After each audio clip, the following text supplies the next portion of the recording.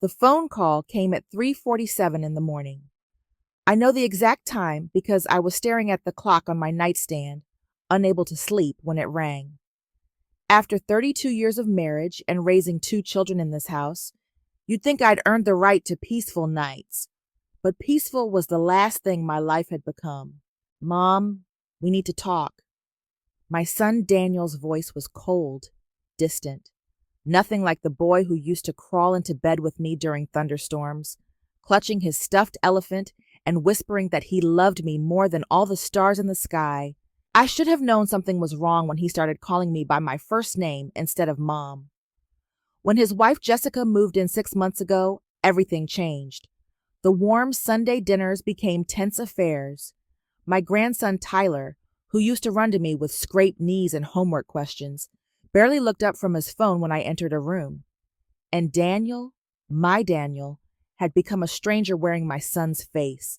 But nothing, absolutely nothing, could have prepared me for what happened next. The morning started like any other.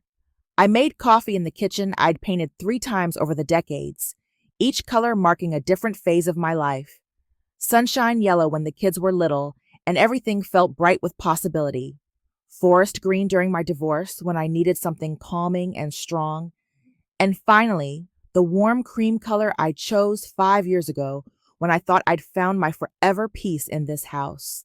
I was watering the African violets on the windowsill, the ones my late mother had given me as cuttings from her own garden, when I heard the front door slam. Not close. Slam. The kind of slam that rattles the windows and sends a message before a single word is spoken. Jessica walked into my kitchen like she owned it, which, according to the papers she was carrying, apparently she thought she did. "We need to discuss your living situation," she announced, not even bothering with a good morning. She was dressed in one of those expensive blazers that cost more than my monthly grocery budget, her perfectly styled hair not moving despite the January wind outside. My living situation. I set down the watering can, feeling something cold settle in my stomach. This house is too big for one person. Daniel and I have been discussing it, and we found you a lovely assisted living facility. The paperwork is all here. She slapped a manila folder onto my kitchen table, right next to the ceramic bowl Tyler had made me in 3rd grade pottery class. I stared at her, waiting for Daniel to appear and tell me this was some kind of terrible joke. When he finally walked in, I searched his face for any sign of the son I'd raised, the boy I'd sat up with through fevers and nightmares, whose college tuition I'd paid by working double shifts at the diner. "Daniel, what is this about?" He couldn't even look me in the eye. Just stood there, hands shoved deep in his pockets, studying the floor tiles like they held the secrets of the universe. "It's for the best, Mom." Margaret.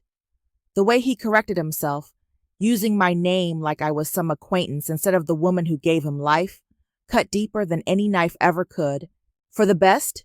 My voice came out smaller than I intended. "This is my home, Daniel. Our home. You took your first steps right there in the living room.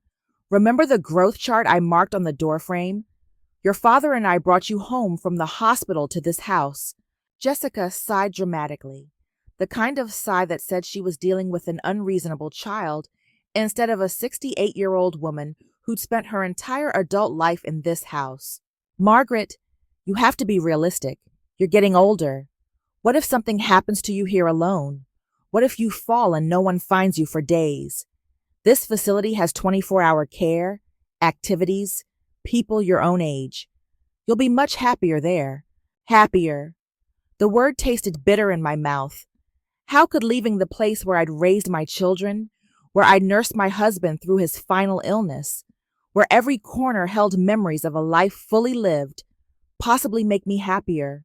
"I don't want to leave my house," I said firmly, surprised by the strength in my own voice. That's when Jessica's mask slipped, just for a moment, but long enough for me to see the calculation behind those perfectly applied lashes. "Well, that's not really your choice anymore.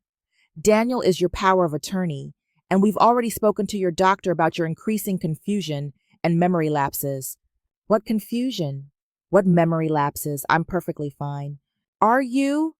Jessica pulled out her phone, scrolling through what looked like notes. Last week, you called Daniel 3 times asking about the same appointment. You left the stove on when you went to the store. You forgot Tyler's birthday. Each accusation hit like a physical blow. Yes, I'd called Daniel multiple times, but only because he kept not answering and I was worried about Tyler's school presentation. The stove incident was once, and I'd only been gone for 10 minutes. And Tyler's birthday? His birthday was next month, not last month, like Jessica was implying. But as I opened my mouth to defend myself, I saw something that made my blood turn to ice water. Daniel was nodding along with every word his wife said. Not just nodding, but looking relieved, like she was confirming suspicions he'd already been harboring. Daniel, you can't possibly believe this. Finally, he looked at me. But the eyes that met mine weren't filled with love or even concern. They were filled with something that looked suspiciously like annoyance. Mom, we're just trying to help you. The place Jessica found is really nice. They have a garden and craft classes and movie nights. You'd have friends there. I have friends here. I have Mrs. Peterson next door, and the book club at the library and my volunteer work at the animal shelter. I have a life here, Daniel. A life I built with your father. A life that includes 32 years of memories in this house. Jessica was looking at her watch now, like this conversation was keeping her from something more important. The moving truck will be here next Friday. That gives you a week to pack your personal items. Obviously, the furniture stays with the house. Moving truck? Pack my things? You're talking like this is already decided. It is decided, Daniel said quietly, still not meeting my eyes. I signed the papers this morning. The world tilted sideways. My own son, the baby I'd rocked to sleep thousands of times, had signed papers to have me removed from my own home, without even discussing it with me first. Where am I supposed to go? Past Sunset Manor, Jessica said brightly, like she was announcing a vacation destination. It's only 20 minutes away. We can visit on weekends. Visit. Like I was being sent away to boarding school instead of being evicted from the home I lived in for over 3 decades. I sank into the kitchen chair, the same chair where I'd helped Daniel with his homework every night, where I'd listened to his teenage heartbreaks, where I'd celebrated his college acceptance letter. The ceramic bowl Tyler had made me seemed to mock me now, a reminder of a family that apparently no longer considered me family enough to consult before making decisions about my life. What if I refused to go? The silence stretched between us, heavy and suffocating. Daniel finally spoke, his voice so quiet I had to strain to hear him. Then we'll have to take other measures. Other measures. The words hung in the air like a threat. I looked at my son, really looked at him, searching for any trace of the boy who used to bring me dandelions from the yard and call them the most beautiful flowers in the world. What kind of other measures? I asked, though part of me didn't want to know the answer. Jessica stepped forward, her voice taking on that patronizing tone people use when they think they're being patient with someone they consider mentally deficient. Margaret, we've already consulted with an attorney about guardianship proceedings. Given your recent episodes of confusion and forgetfulness, it wouldn't be difficult to have you declared incompetent to make your own decisions. The words hit me like a physical slap. Incompetent. They wanted to have me declared incompetent so they could legally control every aspect of my life. My bank accounts, my medical decisions, my living arrangements, everything. You're talking about having me declared mentally unfit? My voice was barely a whisper now. Only if necessary, Daniel said, finally looking at me directly. But there was no warmth in his eyes, no recognition of the woman who had sacrificed everything to give him a good life. We don't want to go that route, Mom. That's why we're hoping you'll cooperate with the move to Sunset Manor. I stood up slowly, my legs shaky but my resolve growing stronger with each breath. Get out! Excuse me? Jessica's perfectly sculpted eyebrows shot up toward her hairline. I said get out. This is still my house, and I want you both to leave. Now! Margaret, you're being unreasonable, Jessica said, her voice sharp now that her fake sweetness wasn't working. We're trying to help you. Help me? I laughed, but there was no humor in it. You want to steal my house and lock me away in some facility where I'll be forgotten and die alone, and you call that help? We're not stealing anything, Daniel protested, but his voice lacked conviction. We're trying to make sure you're safe and cared for while you move into my house and raise my grandson in the home I created. The truth hung between us, ugly and undeniable. This wasn't about my safety or well-being. This was about them wanting my house, my life, my everything, without the inconvenience of having me around to witness it. Tyler needs stability, Jessica said, switching tactics. He needs a permanent home, not one where he's constantly worried about his grandmother's declining mental state. Tyler was perfectly fine with my mental state when I was helping him with his science project last month, when I was driving him to baseball practice because you two were too busy, when I was making his favorite cookies every weekend. That's different, Daniel mumbled. How is it different? He couldn't answer, because there was no answer that didn't expose them for what they really were. Two people who saw an opportunity to take advantage of an older woman living alone, who thought they could manipulate the system and everyone around them to get what they wanted. I walked to the kitchen drawer and pulled out my address book, the one I'd kept for 30 years with all my important phone numbers written in my careful handwriting. What are you doing? Jessica asked, suspicion creeping into her voice. Calling my attorney. I flipped through the pages until I found the number for Harold Patterson, the lawyer who'd helped me with my will and various other legal matters over the years. Since you want to play legal games, let's play. Mom, wait, Daniel said, panic finally creeping into his voice. Let's not make this more complicated than it needs to be. More complicated? I dialed the first 3 digits. You mean more expensive? Because yes, Daniel, fighting a guardianship proceeding is going to be very expensive. For you. I saw Jessica and Daniel exchange a look, and I knew I'd hit a nerve. They'd been counting on me being too confused or frightened to fight back. They'd underestimated the woman who'd worked 3 jobs to keep this family afloat after their father lost his job. The woman who'd stood up to school bullies and demanding bosses and anyone else who tried to take advantage of my children. You know what I think? I continued, my finger hovering over the next digit. I think you've been planning this for months. I think Jessica has been filling your head with ideas about how much this house is worth, about how convenient it would be if I were just out of the way. That's not true, Daniel said, but his face was flushed and he couldn't meet my eyes. Isn't it? When did you start seeing me as a burden instead of your mother? When did you start believing I was incompetent instead of just lonely? Because that was the real truth of it. I wasn't losing my mind or becoming incapable of caring for myself. I was lonely, desperately, achingly lonely in this big house where I'd once been surrounded by the sounds of family life, where I now ate dinner alone every night and talked to the photographs on the mantel because there was no one else to talk to. But loneliness wasn't a crime, and it certainly wasn't grounds for having my entire life stripped away from me. Margaret, Jessica said, her voice taking on that false sweetness again. Why don't we all just calm down and discuss this rationally? I'm being rational. You're the ones talking about moving trucks and guardianship proceedings like I'm not even standing here. I finished dialing Harold's number and put the phone to my ear. It rang once, twice, 3 times before his familiar voice answered. Harold, it's Margaret Walsh. I need to see you as soon as possible. It's urgent. I could feel Jessica and Daniel watching me as I explained the situation to Harold, their confidence wavering with every word I spoke. They'd expected me to roll over and accept their decision like a good little old lady. They hadn't counted on me fighting back. When I hung up the phone, I turned to face them both. Harold will be here in an hour. I suggest you use that time to think very carefully about whether you want to continue down this path. Mom, you're making a mistake, Daniel said. We're trying to do what's best for you.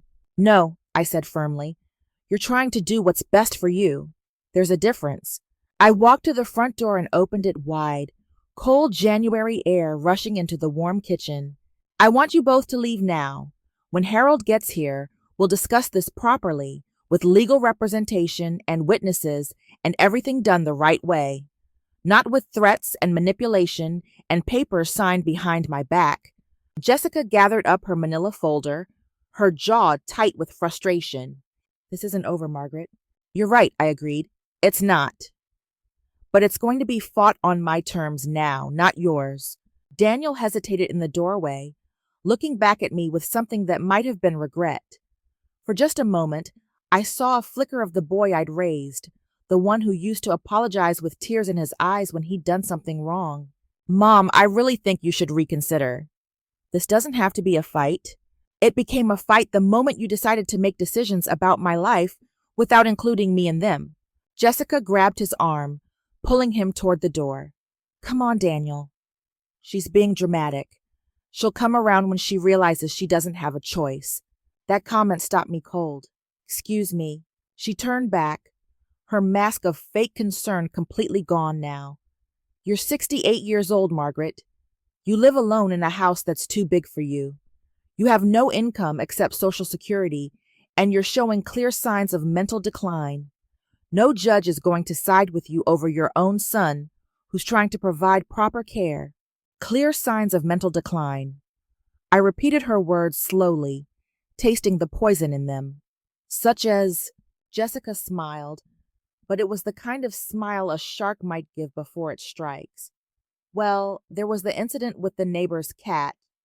You insisted it was your cat, Whiskers, even though Whiskers died 3 years ago. My blood ran cold.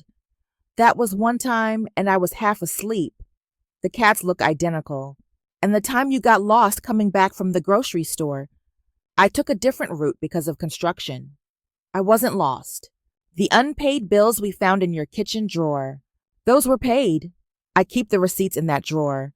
But even as I defended myself, I could see how these incidents might look to an outsider. Taken individually, they were simple mistakes anyone might make. But presented together by a skilled manipulator, they painted a picture of someone whose mental faculties were declining. You've been collecting evidence, I said, the full scope of their plan finally becoming clear. This wasn't a spur-of-the-moment decision. You've been building a case against me. Jessica's smile widened. We've been documenting concerning behaviors, yes, for your own protection. How long? I looked at Daniel, who was staring at his shoes again. How long have you been planning this? It's not like that, Mom, he mumbled. Then what is it like? When did you start keeping a list of my supposed mistakes? When did you start seeing your mother as someone to be managed instead of loved? The silence stretched between us until I thought I might scream. Finally, Jessica spoke. Daniel has been concerned about you for months, ever since you called him crying about hearing Dad's voice in the middle of the night.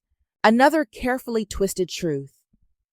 I had called Daniel that night, 6 months after his father's death, when grief had overwhelmed me so completely that for just a moment, I thought I heard Robert's voice calling my name. It was a moment of profound loss, not mental confusion. But in Jessica's version, it became evidence of hallucinations and declining mental health. Grief isn't mental illness, I said quietly. Maybe not, Jessica agreed, but combined with everything else, it shows a pattern.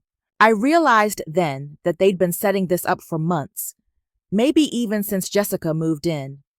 Every phone call I'd made when I was lonely, every small mistake or moment of confusion, every expression of grief over losing Robert had been cataloged and weaponized against me. Get out, I said again, this time with more force. Both of you, get out of my house. Daniel finally looked at me, and what I saw in his eyes made my heart break all over again. There was no love there, no conflict about what he was doing to me. There was only calculation and mild annoyance that I wasn't cooperating with their plan. We'll be back after you've talked to your lawyer, he said. Maybe Harold can explain to you why fighting this is pointless. After they left, I stood in my empty kitchen, shaking with a combination of rage and fear I'd never experienced before. The house felt different now, violated somehow, like strangers had been walking through my most private spaces and judging everything they found wanting. I looked around at the kitchen that had been the heart of our family life for 3 decades. The breakfast nook where Daniel had eaten countless bowls of cereal before school. The counter where I'd packed his lunches every day, including little notes that made him groan with embarrassment, but that I knew he secretly loved. The window over the sink where I'd stood washing dishes and watching him play in the backyard, always keeping one eye on him to make sure he was safe. Now that same son was trying to have me declared incompetent and removed from the home where I'd protected and nurtured him. The irony was so bitter I could taste it. I made myself a cup of tea with shaking hands and sat down at the kitchen table to wait for Harold. The ceramic bowl Tyler had made me seemed to stare at me accusingly, a reminder of the grandson who barely acknowledged my existence anymore. When had I become invisible to the people I loved most? The answer came to me as I sipped my tea. I'd become invisible the moment I'd become inconvenient. As long as I was useful, babysitting Tyler, helping with homework, providing a backup plan when they needed someone to watch him, I'd been welcome. But now that Jessica wanted my house, now that they had their own plans that didn't include me, I'd become an obstacle to be removed. I thought about Robert, about how he'd always said that family was supposed to be the one thing you could count on when everything else fell apart. He'd been wrong about that, apparently. Or maybe our family had died with him, and what was left was just people who shared the same last name, but no longer shared the same love. The phone rang, startling me out of my dark thoughts. I almost didn't answer it, assuming it was Daniel calling to continue the argument. But something made me pick it up. Margaret, it's Harold. I'm running a few minutes late, but I wanted to call and tell you not to sign anything else until I get there. Not anything. Do you understand? I understand. Harold, how bad is this? Can they really have me declared incompetent? There was a pause that lasted too long. Margaret, I'm not going to lie to you. It's not impossible, especially if they have documentation of concerning behaviors. But it's also not easy, and it's expensive. The question is whether they're willing to go that far. After I hung up, I found myself wandering through the house, seeing it through new eyes.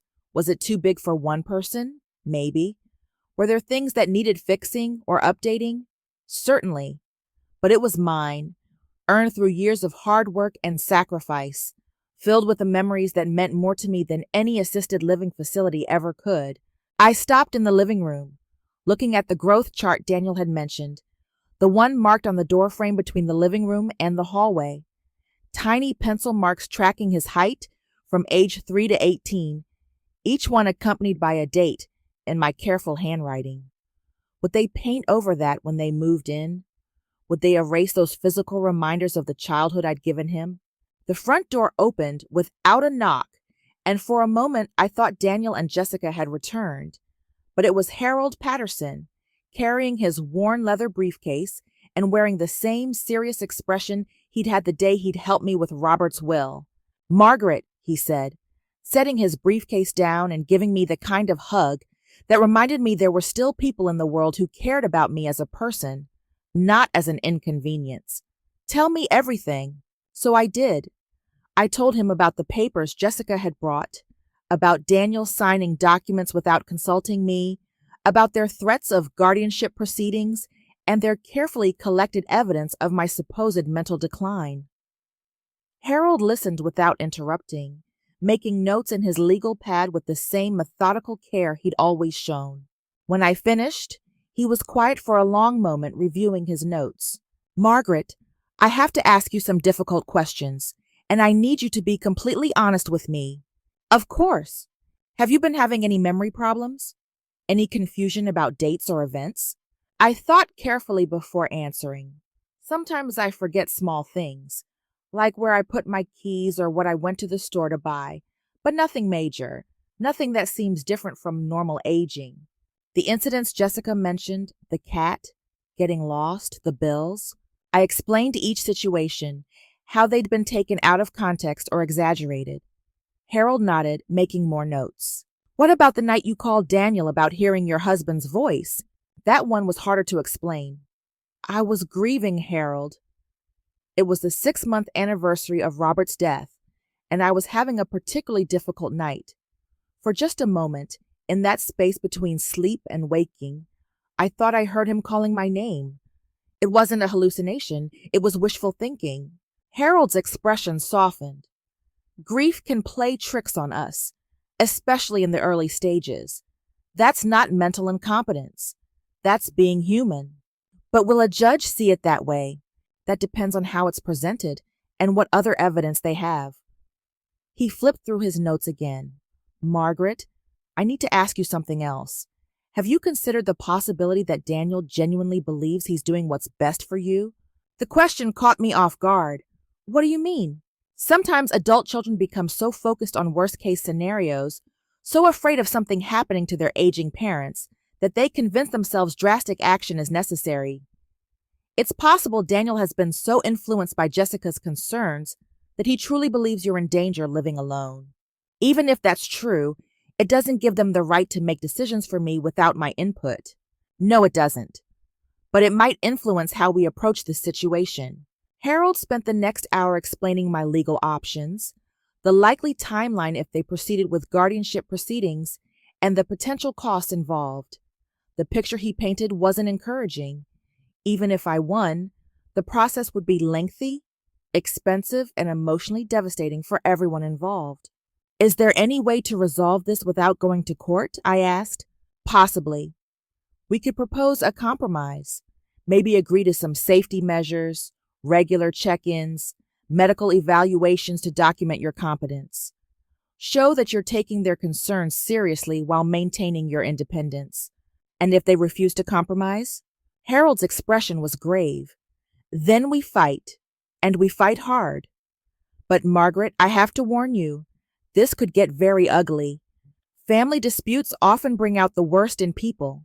After Harold left, I sat in my living room as the sun set outside my windows, casting long shadows across the furniture Robert and I had chosen together piece by piece over the years.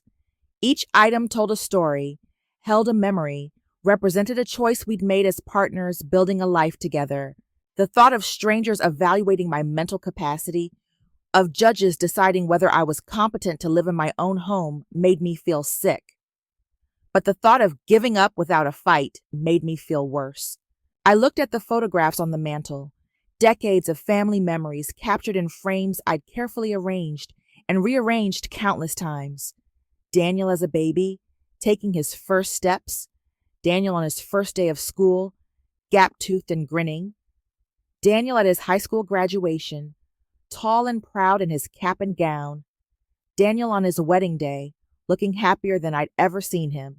When had that happy young man become someone who could look his mother in the eye and threaten to have her declared incompetent? When had the love in those photographs transformed into the cold calculation I'd seen in my kitchen that morning? I picked up the phone and dialed a number I knew by heart, one I'd been avoiding calling because I wasn't sure I was ready for the conversation that would follow. Hello? Tyler? It's Grandma Margaret. Can you talk? There was a long pause, and I could hear music playing in the background, the kind of loud, aggressive music that teenagers use to drown out the world around them. Grandma, is everything okay? You sound weird. Weird. Even my own grandson thought I sounded weird, but at least he was talking to me, which was more than I'd gotten from him in weeks. Tyler, I need to ask you something, and I need you to be honest with me. Have you noticed anything different about me lately? Anything that would make you think I'm not capable of taking care of myself? Another pause, longer this time. I could practically hear him thinking, weighing his words the way teenagers do when they sense they're walking into adult drama they don't want to be part of. I don't know, Grandma. Mom and Dad have been saying stuff, but I mean, you seem fine to me. You helped me with my history project last month, and you remember everything about our family better than anyone else. Relief flooded through me so completely that I had to sit down. At least one person in my family didn't think I was losing my mind. What kind of stuff have they been saying? Just like that you're getting forgetful and that they're worried about you living alone. Mom keeps talking about how dangerous it is for old people to live by themselves. He paused, and when he spoke again, his voice was quieter. She keeps showing Dad articles about old people falling down and not being found for days. Jessica had been conducting a propaganda campaign, systematically undermining my competence in Daniel's eyes, and apparently Tyler's too. Except Tyler was smart enough to see through it, or at least to trust his own observations over his stepmother's manipulations. Tyler, your dad and Jessica came to see me today. They want me to move to an assisted living facility. What? But why? You love that house, and you take better care of it than we take care of our apartment. Out of the mouths of babes, Tyler understood what his father somehow couldn't, that this house wasn't just a building to me, it was home in every sense of the word. They think I'm too old to live alone safely. Looking back on that phone call with Tyler, I realized something profound. Sometimes the people we least expect become our strongest advocates. My teenage grandson saw what his father couldn't or wouldn't see, that I was still the same woman who'd raised him, helped him with homework, and remembered every detail of our family's history. The fight isn't over. Harold and I are preparing for what could be a long legal battle, but I'm no longer the frightened woman who sat in her kitchen that morning, watching her son betray everything I'd taught him about family and loyalty. I've found my voice again, and more importantly, I've remembered my worth. To anyone watching this who might be facing something similar, whether you're being pushed out of your home, having your competence questioned, or watching family members you trusted turn against you, remember this: you have rights, you have value, and you don't have to go down without a fight.